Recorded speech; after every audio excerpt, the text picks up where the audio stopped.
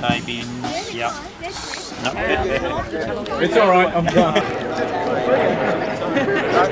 Everyone will approach the subject from their own experience. I think experience is the only real teacher. And when I was a little boy, as a little child, I used to go out on a Sunday, up Whitehall towards Trafalgar Square, and on the right there was a shop window, the anti-vivisection, and in it were stuffed animals all tied up and being tortured, and it made a huge impression on me. I never ever forgot it. I wasn't a vegetarian to begin with, but I didn't like meat. And then my son, Hilary, who's now Secretary of State for International Development, about 30 years ago, he said to me, "Dad, if the world ate the grain, instead of feeding it to animals and killing them, there'd be enough food for everybody." My wife and I became vegetarians at that moment, and neither of us ever touched meat again. And when you look at the world today and you realize that animals are they're doing animal experiments in order to perfect weapons to kill human beings, because they are doing that. I mean, all these chemical weapons are tested on animals. You realize something fundamental is wrong. Now, you made the point, the interest behind animal testing is a commercial corporate interest. The drug companies make billions of pounds and dollars and so on. And one of the ways they do it is by saying all our drugs are safe, we've tested them on animals. And it isn't even true, because there was that case the other day of 6 men who went to hospital, remember, have an experiment which had already been tried on animals, and they became critically ill.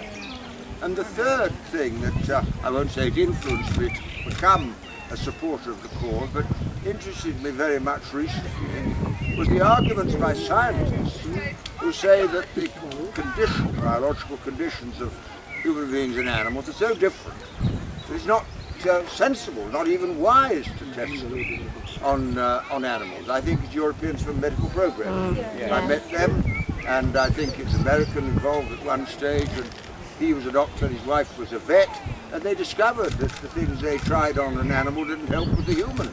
So what we're looking for now is a proper scientific examination of the argument, so that all these arguments can be properly examined and looked at.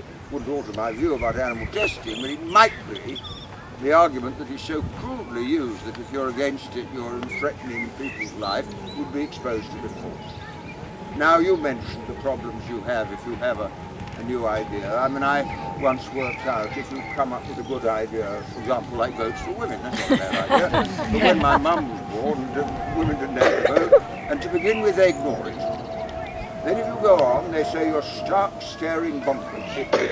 Then if you go on again, you're very, very dangerous. I think we've moved into that category now. And then there's a pause, and then you can't find anyone at the top who doesn't claim to have thought of it in the first place. I'll give you another example. Do you remember Swampy, that guy who was trouble? He went to the countryside and so on, and was arrested by the local constable and treated as a real troublemaker, a maverick. And now you can't get a political leader in the world who isn't talking about climate change. And I had a death threat the other day. I was so pleased. I haven't had one. And I thought, well, if you've got a death threat, somebody must still see that what you're saying threatens the powerful. I used to get them so regularly. One man wrote and said he'd kill me, and he put his name and address. And I was a minister at the time, and so obviously my civil servants all we got it. They sent the police to see him. He wrote me a letter saying, "Dear Mr. Benn, will you ask the police to go away? I recognise my letter to you was in rather bad taste." Then another guy said, "I'll kill you 12 months from today, 11 months, 10 months, to a month from today, 2 weeks.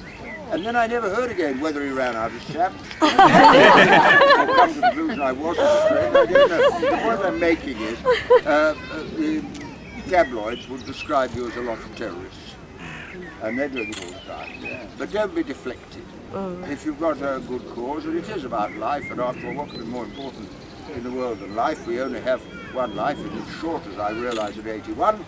And the preservation of life and the protection of life makes me against war, against torture, against brutality of all kinds, and makes me an ally of yours. Only last thing I must say is, I can't walk with you round the heath. It took me about half an hour to struggle over Parliament Hill. So I'll cut the ribbon, but it will be a farewell from me rather than an example of my physical prowess, long since gone.